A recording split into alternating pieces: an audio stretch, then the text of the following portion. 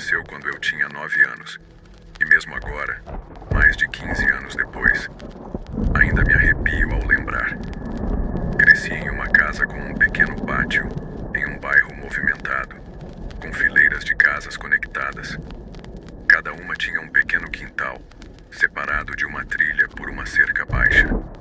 As pessoas estavam sempre por ali, especialmente nos fins de semana. Pais empurrando carrinhos de bebê, casais idosos caminhando. Estava tudo normal, até que um dia, algo estranho aconteceu. Minha escola ficava a poucos passos de casa, talvez a uns 50 metros. Eu costumava chegar em casa 1 hora antes da minha mãe, e ela achava que eu já tinha idade para ficar sozinha naquele horário. Todos os dias, eu destrancava a porta da frente, verificava se a porta dos fundos estava trancada e corria para o andar de cima, para aproveitar o máximo possível para jogar no PlayStation antes da minha mãe chegar e me obrigar a fazer a lição de casa. Naquele dia, não foi diferente. Até que ouvi um som estranho vindo do lado de fora da janela do meu quarto. Era um som agudo, quase como um miado. Meu coração parou. Meu gato tinha desaparecido há 3 meses, então pensei que, talvez, ele tivesse voltado. Desci as escadas rapidamente, abri as cortinas e, imediatamente, congelei. Havia um homem parado no meu pátio, um homem alto, provavelmente na casa dos 30 anos, com cabelo preto, oleoso, cobrindo seu rosto. Ele parecia algo saído de um filme de terror. Sua boca estava manchada com algum tipo de líquido escuro, e ele estava comendo restos de cigarros velhos que pegava do cinzeiro, enquanto fazia sons horríveis de miado. Fiquei lá, paralisado, vendo tudo como se estivesse preso em um pesadelo. Eventualmente gritei, mas ele nem se mexeu. Continuou comendo. Eu corri para cima, tranquei a porta do meu quarto e liguei para minha mãe em pânico. Ela me disse para ficar onde estava, que estava chamando a polícia imediatamente. Me enfiei debaixo dos cobertores ouvindo aquele som horrível ecoando do pátio. A próxima parte é meio borrada. Eu devo ter desmaiado de medo ou estresse, mas me lembro de ouvir vozes do lado de fora que não pertenciam ao homem. Os policiais haviam chegado. Espiei pela janela e vi 2 policiais, um homem e uma mulher. Eu não conseguia ver o homem diretamente, mas ele estava parado perto da minha janela, fora de vista. Ouvia os policiais gritando: "Saia daí, não vamos pedir de novo." Então, de repente, houve um grito de gelar o sangue e o homem atacou diretamente os policiais. Ouvi a policial feminina cair no chão e, incrédulo, vi o outro policial sacar um taser e atirar nele.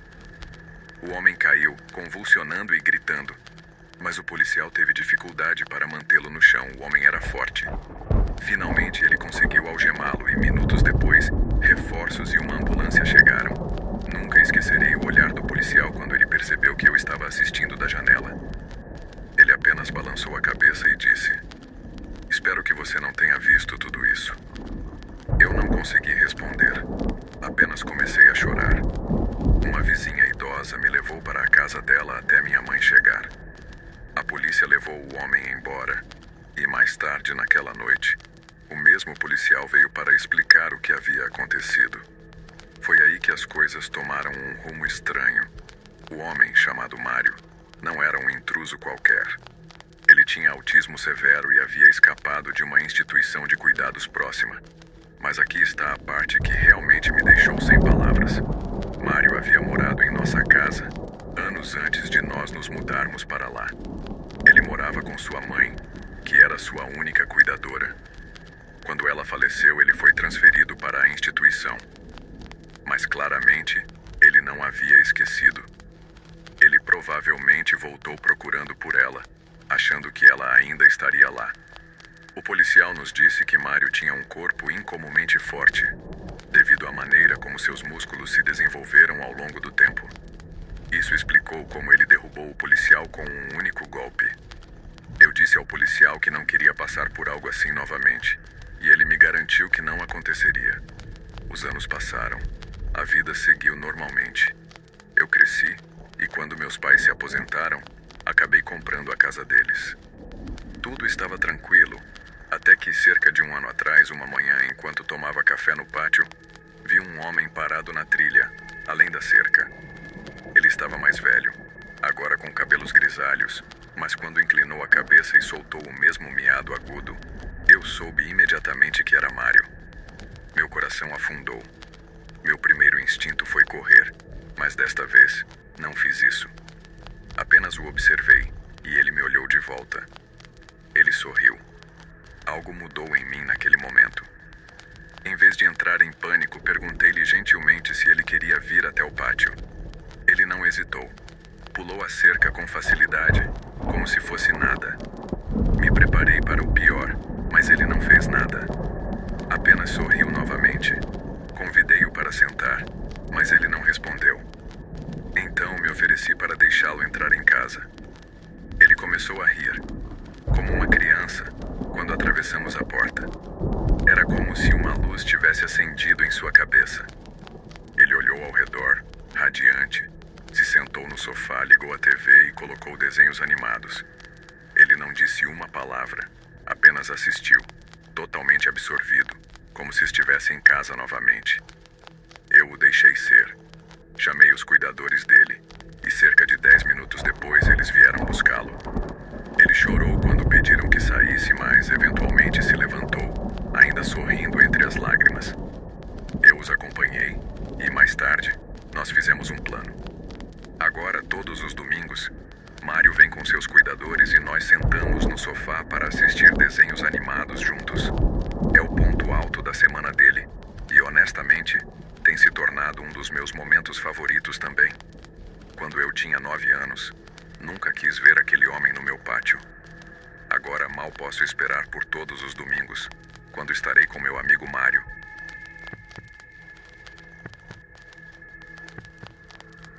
Isso aconteceu quando eu tinha 12 anos, ou seja, há mais de 10 anos. Eu cresci em uma pequena cidade tranquila. Você sabe, aquelas onde as casas ficam bem distantes umas das outras, com pedaços de madeira separando cada uma delas. Nada muito excitante acontecia por lá, o que tornou o que aconteceu ainda mais assustador. Era um dia comum de escola e minha avó me pegou como sempre, já que meus pais trabalhavam até tarde. Esse foi um dos primeiros anos em que eu pude ficar em casa sozinho, ao invés de ir para a casa dela. Normalmente eu ficava sozinho por pouco mais de 1 hora, das 3 da tarde até 4:30, quando meu pai ou minha mãe voltavam. Não era nada demais, mas naquele dia meu pai só voltaria para casa por volta das 7 da noite, e minha mãe, que é professora, tinha uma conferência de pais e não voltaria até cerca das 8. Era início de outono, então ainda não escurecia até umas 8:30. Eu pensei que teria a casa só para mim e que poderia relaxar à tarde. Então fiz o que normalmente fazia. Subi para o andar de cima, liguei o Xbox e fui jogar com um dos meus melhores amigos, Pedro. Estávamos só nos divertindo, construindo coisas e falando bobagens, como sempre. Cerca de 2 horas depois ouvi algo que me tirou do jogo. A porta de um carro fechando na garagem. Eu congelei. Ninguém deveria estar em casa. Fui até a janela que dava para a garagem, ainda com o controle na mão, e olhei para fora. Havia uma caminhonete estacionada de lado no meio da garagem, como se o motorista não tivesse se importado em parar direito. Eu não reconheci a caminhonete. Ninguém da minha família dirigia algo assim. Foi então que o vi. Um homem, com um capô camuflado e jeans, usando um chapéu, caminhava em direção à nossa porta da frente, como se fosse de lá. Estávamos em setembro. Ainda estava quente lá fora. Então o capô pesado que ele estava usando me pareceu estranho. Mas algo na maneira como ele se movia parecia ainda mais fora de lugar. Disse a Pedro que alguém estava lá fora. O homem estava na porta agora, mas antes que eu pudesse reagir, ele começou a voltar pelo caminho. Corri para outra janela para mantê-lo à vista, pensando que talvez ele voltasse para a caminhonete e fosse embora. Mas não foi isso que aconteceu. Ele passou pela caminhonete e caminhou direto até a porta da garagem. Então ele tentou a maçaneta, puxou com força, mas estava trancada. Naquele momento eu disse a Pedro: "Cara, ele está tentando entrar na minha casa." coração estava acelerado. Aquilo estava acontecendo plena luz do dia, por volta das 5 da tarde. E esse homem estava apenas testando as portas, como se fosse o dono da casa. Ele desapareceu para o pátio. Deixei o fone de ouvido cair e desci as escadas silenciosamente. Não queria ficar perto das janelas, então me abaixei atrás da parede que separava a sala de estar da porta dos fundos. Eu apenas escutava. Ouvi ele sacudindo a porta dos fundos. Depois um baque alto, como se ele tivesse deixado cair um tijolo ou algo pesado no concreto. Eu fiquei paralisado. Queria chamar alguém, minha avó, meus pais, mas não tinha celular ainda. O único telefone na casa era um fixo na cozinha, visível da sala de estar e das janelas dos fundos. Não tinha como arriscar. Alguns segundos se passaram. Espiei da esquina. Ele já havia ido. Subi novamente e disse a Pedro tudo o que aconteceu. Enquanto conversava com ele, ouvi a porta da caminhonete se fechando. Corri para a janela e vi o homem sentado no banco do motorista. Agora ele estava indo embora. Mas antes de sair, dei uma boa olhada na caçamba da caminhonete. Duas coisas chamaram minha atenção: uma pá e um pé de cabra. Pedro me disse para tentar tirar uma foto da placa do carro, mas devido à forma como a caminhonete estava estacionada, eu não conseguia ver. Após alguns minutos, ele lentamente saiu da garagem e desapareceu na estrada. Esperei um pouco e então, cautelosamente desci para verificar o que havia sido aquele baque.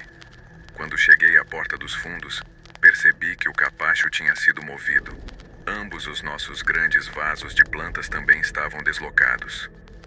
Ele estava procurando uma chave, pois tínhamos uma escondida lá fora, embaixo de um pote menor ao lado da porta. Não nos grandes vasos, graças a Deus ele não a encontrou. Verifiquei a varanda da frente também. A mesma coisa. Todos os potes estavam movidos. Depois que ele foi embora, liguei para meu pai e contei tudo o que aconteceu. Quando ele chegou em casa, chamou a polícia. Um policial veio e eu dei todos os detalhes. A descrição da caminhonete, como o homem era e o que ele tentou fazer. Eu nunca mais vi aquele homem, mas até hoje fico pensando no que teria acontecido se ele tivesse encontrado aquela chave.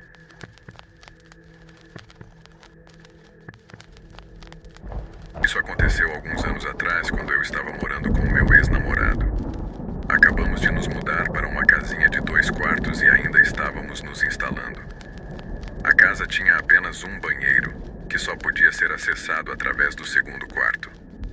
Decidimos configurar esse quarto como escritório, para que, quando nossos amigos ficassem no sofá, eles não precisassem atravessar o nosso quarto só para usar o banheiro à noite. Fez sentido na época. Estávamos na casa há apenas um mês quando isso aconteceu. Meu ex estava fora de casa naquela noite, saindo com colegas de trabalho, e eu fiquei com o lugar só para mim. Passei a noite assistindo TV e comendo comida de delivery, coisas bem normais. Algumas vezes pensei ter ouvido algo estranho, um barulho leve ou algo se mexendo, mas toda vez que eu pausava a TV para ouvir, o som parava. Eu ignorei, já que a casa era velha e fazia barulhos, nada para se preocupar. Mais tarde decidi pegar meu laptop no escritório um pouco antes de ir para a cama. Ainda não tínhamos uma linha telefônica instalada e eu não tinha crédito no celular pré-pago, então estava completamente sem contato com o mundo exterior, caso algo acontecesse. Na época isso não parecia ser um grande problema, mas depois eu me arrependi de não ter pensado nisso. Então eu estava sentado no escritório, com uma pequena lâmpada acesa, luz suficiente para ver o teclado. Eu estava ouvindo uma música suave enquanto digitava, quando ouvi o mesmo barulho fraco de algo se mexendo novamente. Era quase imperceptível, mas estava lá. Desliguei a música e fiquei em silêncio, mas não ouvi mais nada. Levantei-me, entrei no nosso quarto e olhei pela janela da porta da frente, mas não vi ninguém. Fui até a janela do escritório que dava para o quintal, mas estava muito escuro para ver algo. O quintal era pequeno, cercado por uma parede alta de tijolos e um portão de madeira pesado. Não havia luzes lá fora, então estava completamente escuro. Não vi nada, então voltei para o meu laptop e liguei a música de volta. Talvez uns 10 minutos depois, eu ouvi outra coisa.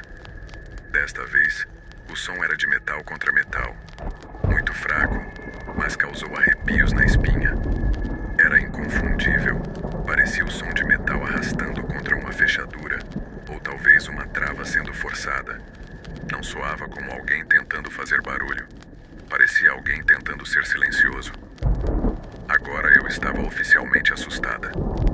Fui até o quarto e peguei uma barra de ferro grossa que encontramos na parte de trás do guarda-roupa quando nos mudamos. Eu não acendi nenhuma luz. Não queria dar minha localização.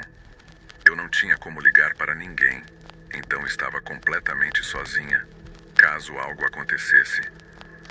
Voltei para o escritório e tranquei a porta silenciosamente atrás de mim. Coloquei uma cadeira sob a maçaneta da porta para garantir que ninguém conseguisse abri-la, e fiquei ali, segurando a barra de ferro, ouvindo. Nada aconteceu por cerca de 20 minutos. Eu comecei a me sentir meio boba, como se estivesse me psicologizando por estar sozinha. Não liguei a música de volta, embora tenha sido bom não ter feito isso.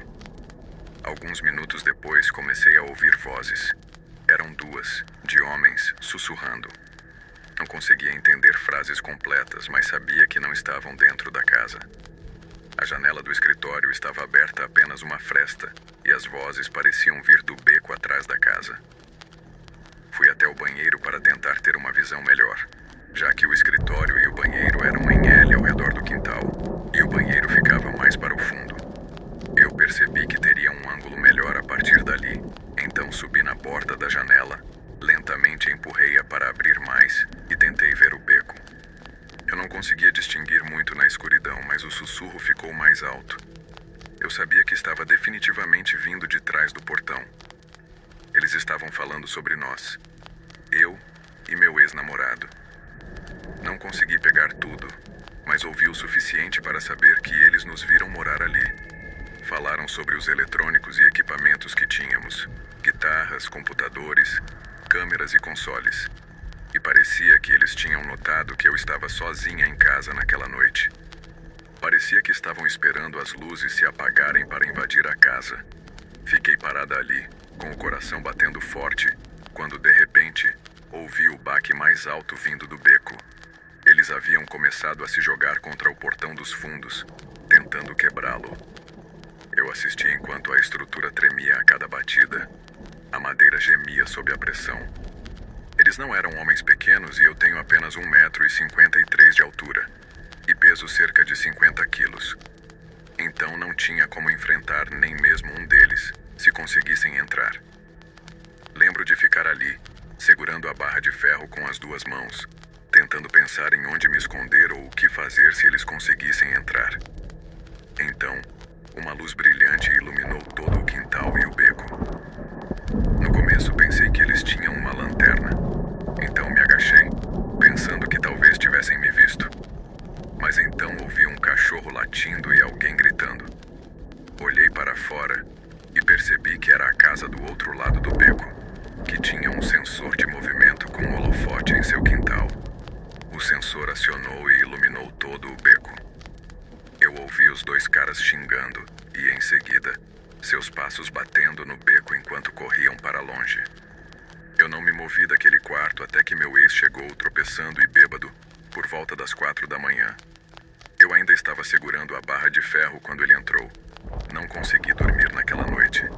Na manhã seguinte, fui para o quintal e encontrei o portão pendurado por uma dobradiça. Eles quase o arrancaram.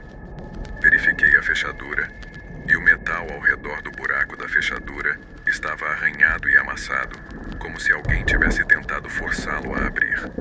Se eles não tivessem acionado a luz, eu honestamente não sei o que teria acontecido.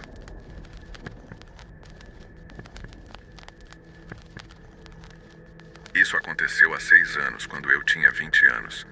Naquela manhã cheguei em casa bem cedo, por volta das 8 horas da manhã, depois de passar a noite na casa do meu namorado. Ele teve que começar seu turno mais cedo, então pensei em ir para casa e dormir mais algumas horas. Sabia que meus pais tinham saído cerca de 1 hora antes para começar suas férias e ficariam fora por 2 semanas inteiras. Eu entrei Tirei meus sapatos e fui em direção às escadas para subir para o meu quarto quando algo chamou minha atenção. A porta da cozinha, aquela que também tem uma janela, estava aberta. No começo fiquei apenas meio confusa. Não achei que fosse algo perigoso, mas meu pai é paranoico com segurança e sempre verifica 2 vezes cada fechadura e janela antes de sair, mesmo quando vou ficar em casa. Ele nunca deixaria algo aberto assim. Eu estava um pouco desorientada e não pensei muito sobre isso na hora. Fechei a porta, dei uma olhada rápida na cozinha e na sala de estar só para me certificar de que estava tudo bem e subi as escadas. Nossa casa tem 2 andares e o segundo andar tem 3 quartos. Eu troquei de roupa no meu quarto, fui ao banheiro e voltei para a cama. Por algum motivo, algo que eu nunca fiz antes, trancou a porta do meu quarto. Me deitei, comecei a rolar no meu celular, apenas relaxando quando ouvi passos do outro lado da porta do meu quarto.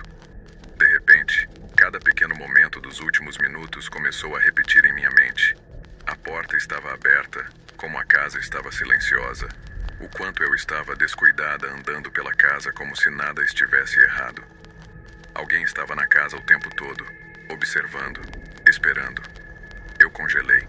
Não conseguia nem respirar. Olhei ao redor e peguei a primeira coisa que encontrei para me defender. Meu alisador de cabelo.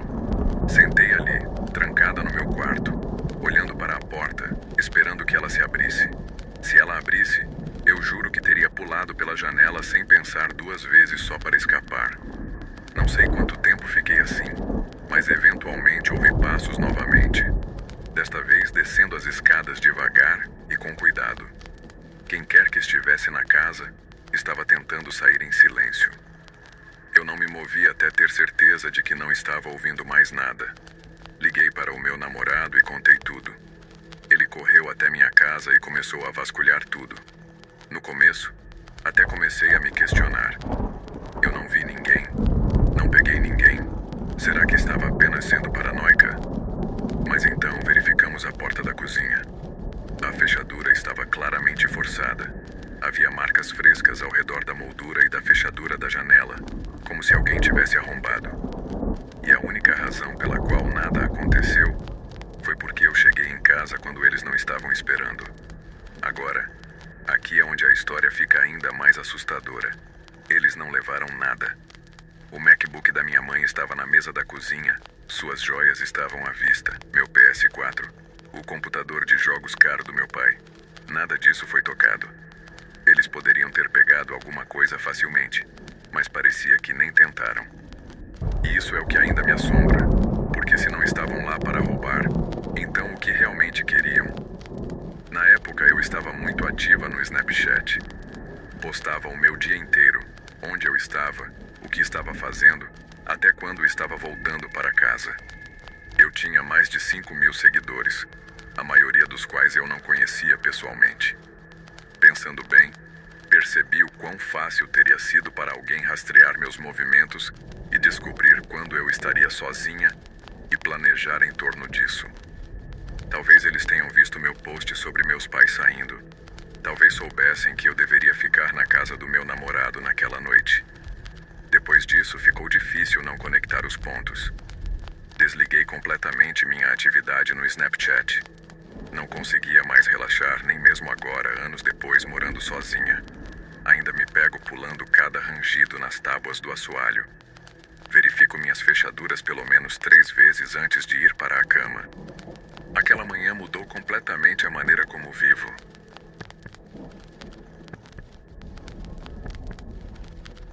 Eu acabei de acordar no meio da noite pensando em algo que aconteceu anos atrás. Algo que tentei esquecer, mas que ainda volta à minha mente. Às vezes, sinto que preciso tirar isso do peito. Quando eu tinha cerca de 16 anos, morava em uma casa velha e um pouco caindo aos pedaços com meu pai e meus irmãos. A casa ficava isolada, cercada por bosques e longas estradas de terra, o tipo de lugar onde o vizinho mais próximo ainda é uma garagem distante. Nosso senhorio era dono da propriedade e, em vez de contratar alguém para fazer reparos, ele mandava meu irmão mais velho fazer isso. Ele nunca parecia ameaçador, mas também não tive muitos encontros com ele, já que ficava mais tempo dentro de parecia, meu pai estava por perto, então ele se mantinha à distância. Uma tarde, eu estava sozinho em casa. Meu pai e meus irmãos tinham saído. Não lembro para onde, mas eles tinham ido embora há algum tempo. Era só eu e nosso cachorro que estava no quintal. Eu provavelmente estava descansando ou fazendo algo normal, quando a janela do meu quarto, que dava para a garagem, chamou minha atenção. A garagem ficava a uma boa distância, através das árvores. Você definitivamente ouviria alguém chegando antes mesmo de chegar a casa.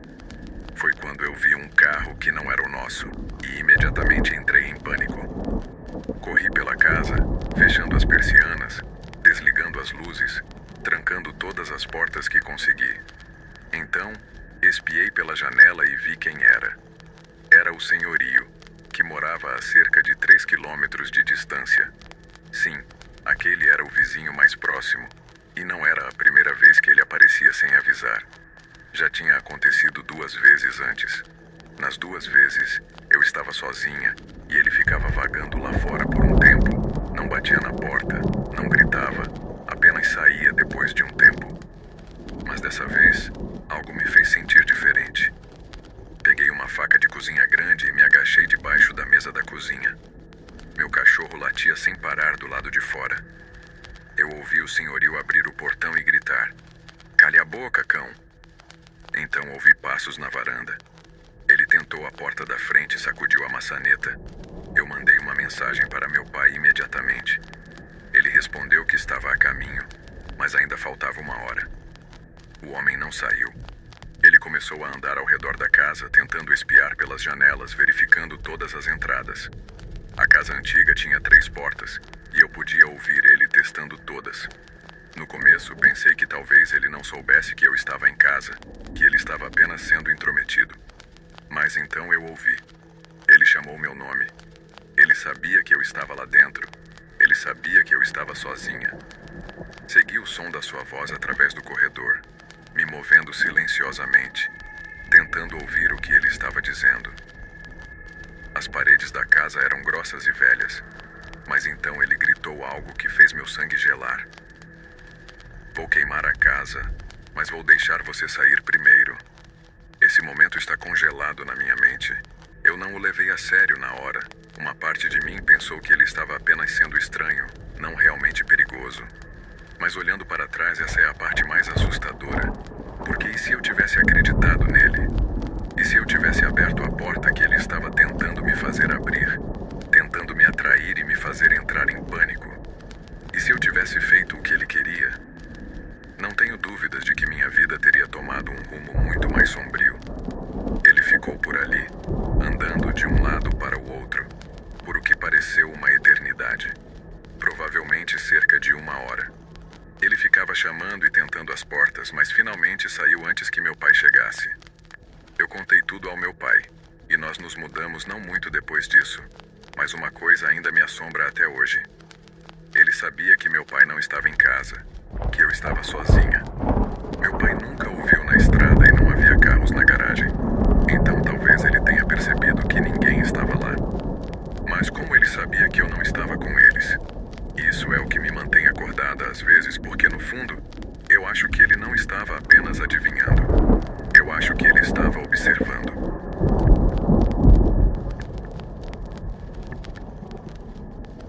Eu queria compartilhar isso há alguns dias, mas toda vez que tentava escrever, uma onda de ansiedade me atingia, e eu simplesmente parava. Mas finalmente estou pronta para falar sobre isso. Para contextualizar, sou uma mulher de 21 anos que mora em uma casa alugada com 5 outras pessoas. É lotado, é caótico, mas com os preços dos aluguéis do jeito que estão, pegamos o que conseguimos. Normalmente nunca há um momento de silêncio na casa. Alguém está sempre tocando música, discutindo sobre os pratos ou se aglomerando em horários estranhos. Mas no fim de semana passado, algo mágico aconteceu. Todos saíram. Meus 5 colegas de quarto estavam fazendo suas próprias coisas, e pela primeira vez eu tinha o lugar inteiro para mim. E posso te dizer, eu aproveitei ao máximo. Assisti filmes no volume máximo, tomei banhos longos e andei pela casa sem me importar, como se fosse a dona do lugar. Foi como tirar umas férias do caos. Era por volta das 10 da noite. Eu tinha acabado de terminar alguns trabalhos escolares e estava deitada com uma taça de vinho assistindo TV, quando ouvi algo na varanda. Não era alto, apenas um som sutil de algo raspando ou se movendo. Temos uma raposa que gosta de vagar pela nossa varanda e fazer barulho, então eu pensei que era ela de novo. Mas então, eu ouvi novamente, desta vez mais alto, um som desajeitado. Fui até a janela e olhei, mas não havia ninguém lá. Quando me virei para voltar para o sofá, algo quebrou em linha reta pela janela da cozinha.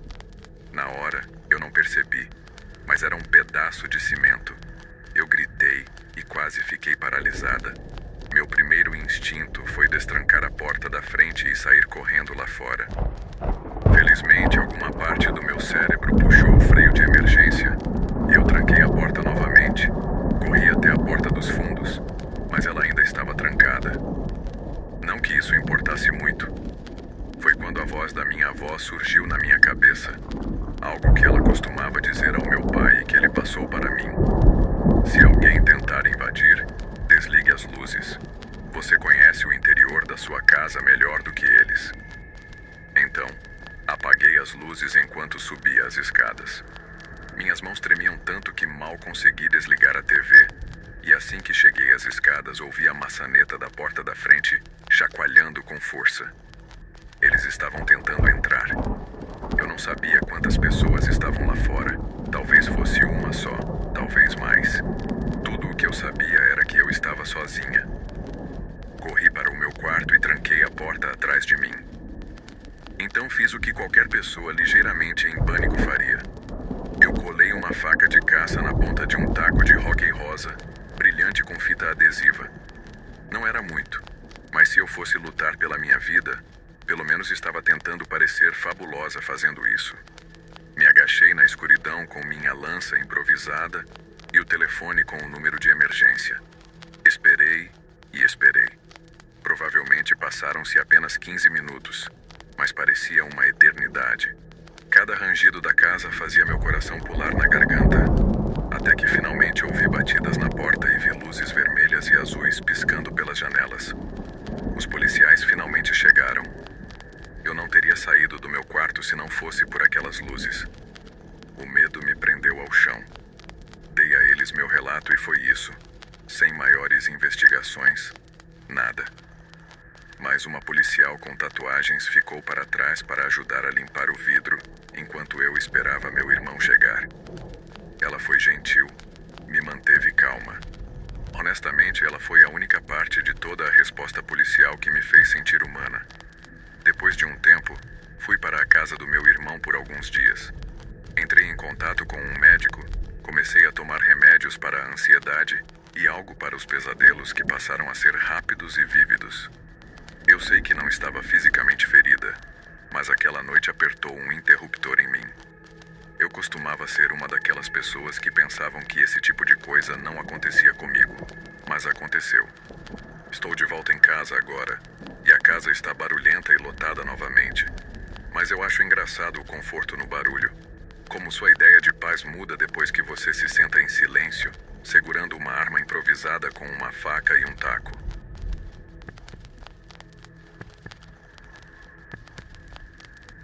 Há alguns anos, me mudei para uma casa pequena nos arredores, depois de passar vários anos morando em apartamentos movimentados no centro da cidade. Eu queria um lugar que me oferecesse mais privacidade e tranquilidade. Este novo bairro era calmo, com casas bem cuidadas e ruas amplas ladeadas por árvores altas, longe do barulho da cidade, com o qual já estava acostumada. Rapidamente me adaptei a uma rotina confortável, aproveitando a paz e segurança que o bairro parecia oferecer. Minha casa era simples, mas aconchegante. Um bangalô de um andar com um quintal cercado e privacidade suficiente para me sentir à vontade. Meu horário de trabalho era exigente, muitas vezes demandando longas horas e até tarde da noite. Por causa disso, cozinhar nem sempre era prático, e eu frequentemente me via pedindo comida para a viagem, especialmente à noite, quando a exaustão superava minha vontade de cozinhar. Em uma noite de outubro, após um longo dia de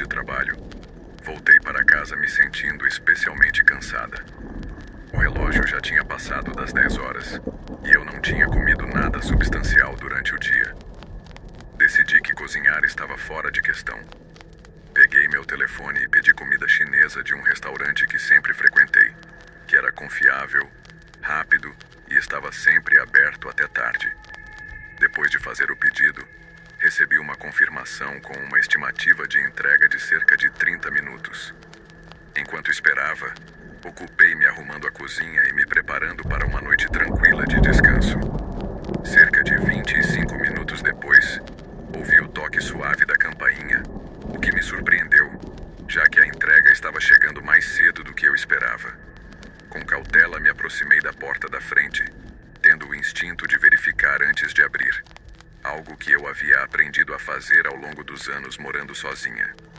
Quando olhei pelo olho mágico, vi um jovem de uns 20 e poucos anos, vestindo roupas comuns, uma jaqueta escura, jeans e um boné abaixado.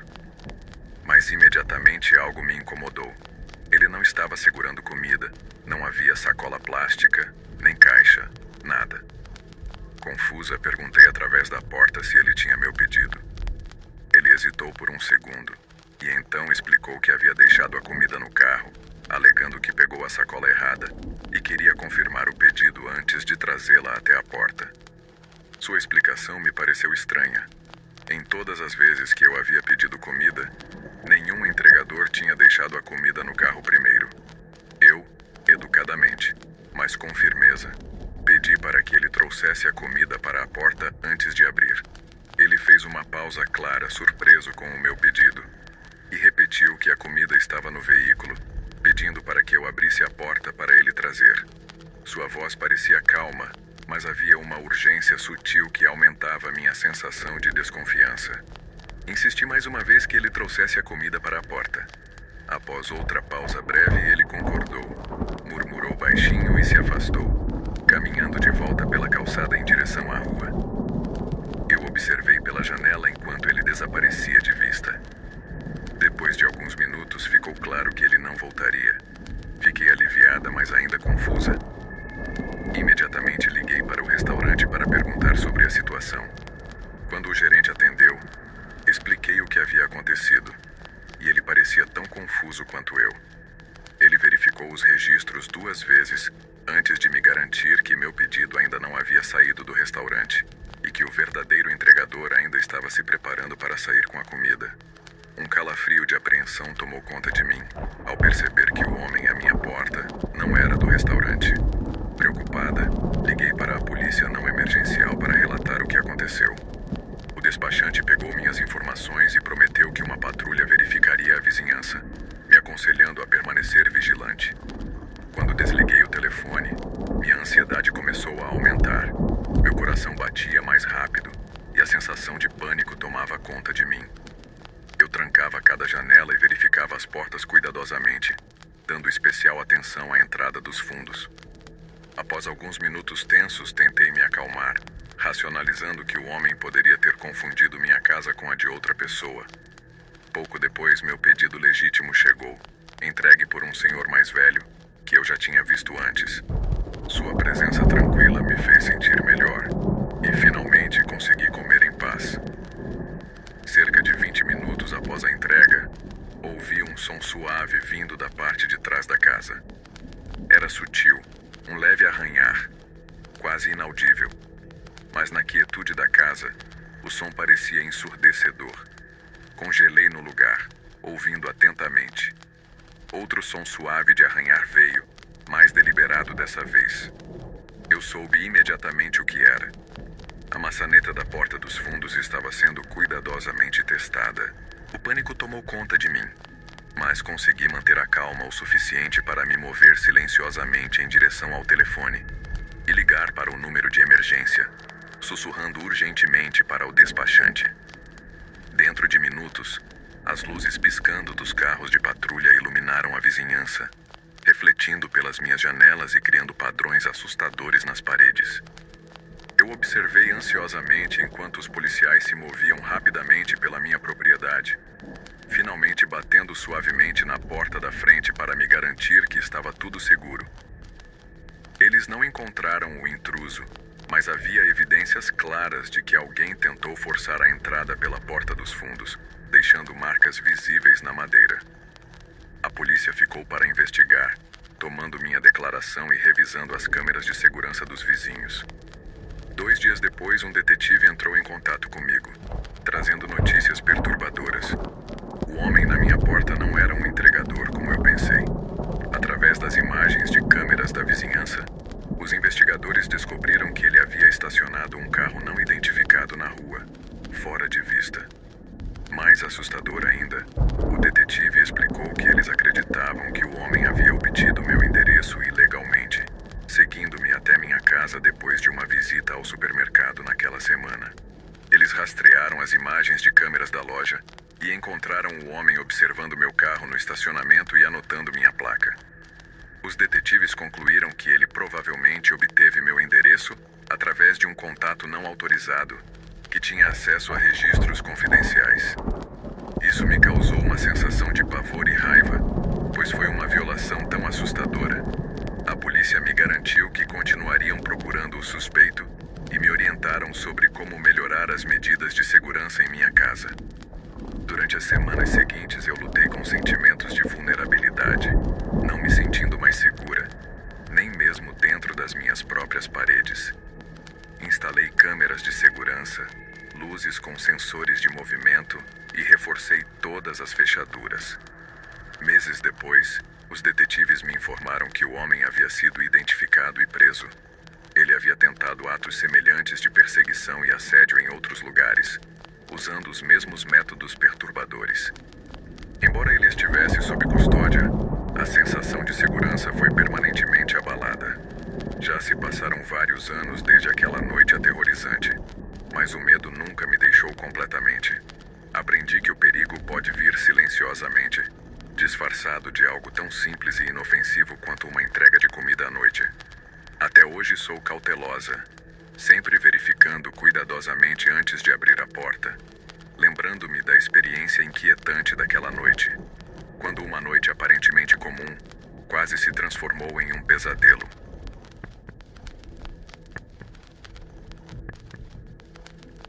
Na semana passada eu estava sentada em casa no meu sofá da sala de estar, folheando os canais, tentando encontrar algo bom para assistir. Foi um longo dia de trabalho e eu só queria relaxar um pouco. Olhei para o meu telefone. Eram 9:30 da noite, ainda cedo o suficiente para assistir a algo antes de ir para a cama. Um dos canais listados estava transmitindo um filme clássico que eu já tinha assistido inúmeras vezes desde a infância. A nostalgia tomou conta de mim e, apesar da hesitação, selecionei o canal. Os créditos de abertura familiares me fizeram sorrir, me transportando instantaneamente de volta para os meus dias de infância despreocupados. Me acomodei mais profundamente no sofá, peguei um cobertor próximo e fiquei confortável. À medida que o filme avançava, ondas de risos e boas memórias começaram a surgir. Logo cheguei à parte em que 2 criminosos invadiam uma casa. Era uma cena que sempre me divertiu, vendo o jovem protagonista habilmente enganar os 2 ladrões.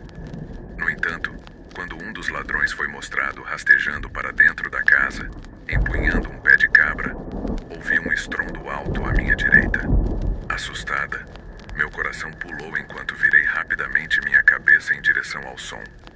Para meu horror, a janela ao meu lado estava quebrada, com fragmentos de vidro espalhados pelo tapete e pela mesa de centro, brilhando ameaçadoramente à luz da TV.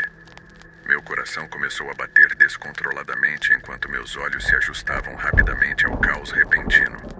Parado ali, emoldurado por cacos de vidro quebrado, estava uma figura alta vestida completamente de preto. O rosto do intruso estava obscurecido por uma máscara, mas mesmo sem ver suas feições, a raiva e a agressão irradiavam dele, e isso era palpável. Minha respiração ficou presa na garganta e o pânico me congelou no lugar. Antes que eu pudesse sequer me levantar ou gritar por socorro, senti uma pressão forte ao redor do meu pescoço. Quando meus olhos se ampliaram em medo e choque, percebi que havia 2 intrusos. Eu estava sendo atacada de ambos os lados. Engasguei tentando respirar enquanto um dos atacantes apertava seu aperto. Lutei violentamente, desesperada por liberdade. A adrenalina subiu através de mim, fazendo minha mente correr a uma velocidade incrível enquanto eu lutava contra o aperto poderoso que me sufocava. Lembrei-me de uma velha lição de autodefesa do ensino médio. Com cada grama de força que eu ainda tinha, espetei meu cotovelo bruscamente no peito do atacante atrás de mim. O ataque repentino o pegou de surpresa, fazendo com que ele afrouxasse seu aperto o suficiente para que eu escapasse instantaneamente.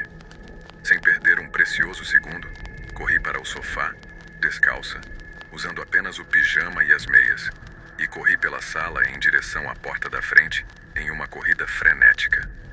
Desbloqueei a porta e a abri, explodindo no ar fresco da noite. A rua estava quieta e mal iluminada, com lâmpadas de rua projetando sombras alongadas na calçada. Enquanto eu corria em direção à garagem, ouvi passos rápidos ecoando atrás de mim. O pânico me empurrou para frente mais rápido do que eu jamais tinha corrido antes. Graças a Deus eu estava na equipe de atletismo durante o ensino médio. Embora já tivessem se passado anos desde então, o treinamento parecia voltar e me impulsionar através do medo. Corri pela calçada sem ousar olhar para trás. Meus pulmões queimavam, meu pulso martelava, mas o pensamento de ser pega me fez correr ainda mais rápido. Eventualmente, depois do que parecia uma eternidade, virei uma esquina afiada para uma rua lateral e me escondi atrás de um grande carvalho, pressionando minhas costas contra o tronco áspero. Eu prendi a respiração, ouvindo o silêncio voltar gradualmente, quebrado apenas pelos latidos distantes de cães e minha respiração pesada. Depois de cerca de 20 minutos, sem nenhum sinal de perseguição, saí cautelosamente do meu esconderijo, nervosa, olhando ao redor. Lentamente fui caminhando de volta para casa, sempre vigilante a qualquer ameaça. Meu coração ainda batia forte enquanto caminhava cautelosamente até a porta da frente, percebendo como o silêncio da casa agora parecia assustador. A TV ainda estava ligada, iluminando a bagunça de vidro quebrado espalhada pelo tapete. Imediatamente peguei meu celular e disquei o número de emergência. Minha voz tremia um pouco enquanto descrevia os eventos para o despachante, que me garantiu que a ajuda chegaria rapidamente. A polícia chegou cerca de 10 minutos depois, com suas luzes azuis e vermelhas piscando e lançando feixes tranquilizadores na minha janela. Os policiais rapidamente verificaram minha casa, examinando cada sala minuciosamente. Não encontraram nada, e quem quer que fosse o intruso, havia desaparecido tão rapidamente quanto apareceu. Depois forneci uma linha do tempo detalhada do incidente. Os policiais documentaram cuidadosamente meu relato e colocaram fita amarela ao redor da janela quebrada. Uma vez que o trabalho deles foi feito, me garantiram que aumentariam as patrulhas no meu bairro e me aconselharam a ligar imediatamente se algo suspeito acontecesse novamente. Dormir não foi fácil naquela noite. Fiquei angustiada, assombrada pela memória de ser atacada em minha própria casa. A sensação de segurança que sempre tive naquele lugar foi profundamente abalada. Ao nascer do sol, exausta, mas determinada, liguei para um serviço de reparo de janelas, que chegou rapidamente e substituiu o vidro em poucas horas.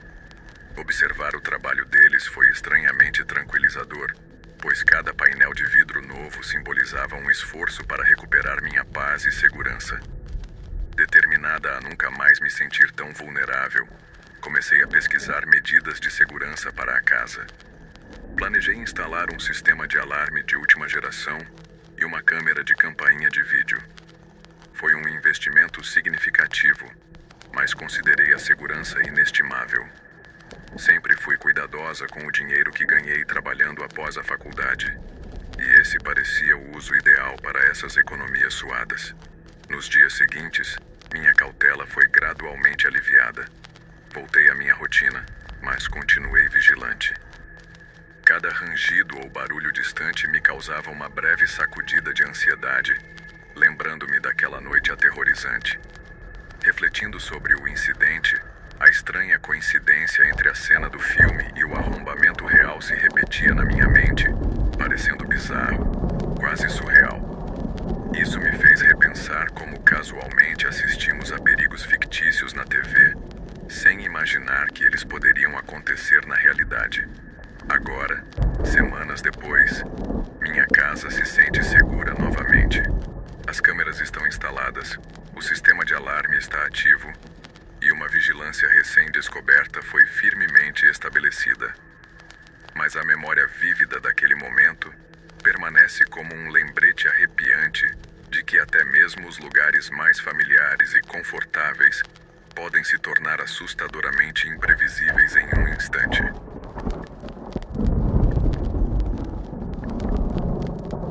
Eu trabalho no departamento de polícia na divisão de crimes contra a propriedade. A maioria dos meus dias é preenchida com papelada e acompanhamento de casos de roubo, nada glamuroso. Mas o hábito de perceber pequenas coisas fica com você. Assim, quando minha esposa Larissa e eu finalmente compramos uma casinha em um bairro tranquilo, meu cérebro passou a alternar entre a excitação dos recém-casados e o modo detetive. Nos mudamos em uma sexta-feira úmida no final de setembro. O bairro parecia seguro, com muitos passeadores de cães, cheio de bandeiras de futebol e até uma loja de ferragens que ainda cortava chaves manualmente. Os antigos proprietários já haviam se mudado, então o lugar estava vazio, exceto pelos aparelhos básicos que eles deixaram para trás. Na segunda noite, após empilharmos a última de nossas caixas na sala de estar, decidi dar uma olhada nas coisas do sótão.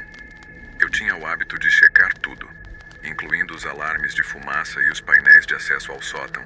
Então subi a escada, puxei a escotilha do teto do corredor e comecei a varrer o local com minha lanterna. Foi quando congelei. Havia 13 caixas de papelão contra as vigas, cada uma marcada com um marcador grosso que dizia o nome de uma rua, e a etiqueta indicava um endereço completamente diferente de onde morávamos. O endereço ficava a cerca de 40 quilômetros de distância e não tinha nenhuma relação com o nosso antigo apartamento ou com o endereço de encaminhamento dos antigos donos. Larissa subiu até a metade da escada e olhou por cima do meu ombro, perguntando se algum operário havia feito bagunça no sótão. Eu disse que talvez, mas estava claro que essas caixas não eram nossas. Logo começamos a abrir as caixas e dentro delas encontrei coisas velhas como camisolas de malha e fotos emolduradas de um casal idoso. Nada de valor significativo, mas nada que pertencente ao nosso sótão. Escrevemos o número de telefone da empresa de mudanças em uma nota adesiva e deixamos as caixas ali. Fechei a escotilha, puxei a escada de volta para cima e tentei esquecer o que vi, tentando aproveitar a primeira noite tranquila na casa. No entanto, meu telefone vibrou me acordando com um alerta de movimento da câmera de segurança que eu havia instalado de forma improvisada na cozinha. Olhei para a tela e percebi que o alerta era às 2h17 da manhã. Não demorou muito até que ouvi passos suaves e deliberados acima do teto do nosso quarto. O som dos pés caminhando de um lado ao outro era nítido e rítmico, com o barulho de um salto seguido de um estalo no piso. Instintivamente pulei da cama, peguei minha arma de serviço do cofre pequeno na gaveta e sussurrei para Larissa ficar onde estava. Então, me dirigi ao corredor. A escada do sótão estava ainda dobrada e trancada. Aparentemente, quem estivesse lá em cima não havia usado aquela entrada. Eu liguei imediatamente para o número de emergência. Mesmo sendo detetive, o procedimento era importante. Estava dentro da minha jurisdição, então a resposta à minha ligação era fundamental. Enquanto aguardava, fiz uma verificação nas portas e janelas da casa. Nenhuma estava forçada, sem vestígios de vidro quebrado ou marcas de pés. Os passos pararam depois de cerca de 40 segundos, mas o silêncio deixou a sensação de algo muito mais pesado. O despachante me manteve na linha até que 2 unidades de patrulha chegaram, com as luzes apagadas e apenas os holofotes varrendo o jardim da frente. Os policiais, João e Pedro, ficaram à base da escada do sótão enquanto eu a puxava para baixo. Subimos juntos com minha arma na mão, pronta para qualquer situação. As 13 caixas misteriosas estavam exatamente onde eu as havia deixado, mas os tops estavam abertos, agora vazios, com um espaço oco dentro de cada uma delas. O que quer que tivesse ali já havia desaparecido. Mais ao fundo, atrás da chaminé, encontramos um colchão de camping, uma lanterna de bateria e 3 galões de água vazios, junto com alguns papéis de barra de granola e 2 sacolas de supermercado etiquetadas com Cidade Missão. Quem quer que estivesse ali não se preocupou em esconder bem o que deixou. Eles se esconderam em um canto, onde seria invisível a partir da escada, a menos que você rastejasse pelo comprimento das vigas, como fizemos. Os policiais chamaram uma unidade canina, mas o sótão tinha apenas uma saída prática, um pequeno corte na parede do lado oposto que levava até a garagem. Embaixo daquela abertura, encontrei uma única marca de bota com padrão de waffle, apontando para dentro. A pegada correspondente apontando para fora estava ausente. Isso significava que nosso invasor poderia ainda estar nas paredes ou ter descido até a garagem e saído de lá antes de nos mobilizarmos. Voltando ao andar térreo, começamos a procurar pela vizinhança. Um policial fez a ronda pelo perímetro, enquanto o outro bateu nas portas dos vizinhos para saber se alguém havia visto um estranho. Eu abri as caixas completamente e no fundo de uma delas encontrei uma carta de benefícios de desemprego endereçada à nora. A carta tinha 3 meses de idade. Eu sabia o endereço. Era uma casa pequena que havia sido citada em um chamado de bem-estar no ano passado, quando uma senhora idosa não foi vista por vários dias. Quando os policiais entraram, ela já estava falecida por causas naturais, sem sinais de seu filho, que os vizinhos disseram estar em apuros. O nome do filho era Marcos, com cerca de 30 anos, envolvido em furtos de pequeno porte. Ele foi visto pela última vez surfando por várias cidades da região. Relatei isso para João, e ele digitou no terminal móvel. Marcos não tinha mandado de prisão atual, mas havia sido citado por invasão de propriedade em agosto, pego dormindo em um celeiro abandonado. Percebi que a divulgação de informações dos vendedores mencionava uma inspeção no telhado recente. Revisei nossos documentos de fechamento e encontrei a data. 25 de agosto. Aproximadamente 5 semanas antes. O inspetor não encontrou anomalias. Isso significava que Marcos havia se mudado após a inspeção, mas antes da nossa inspeção final no dia 19 de setembro.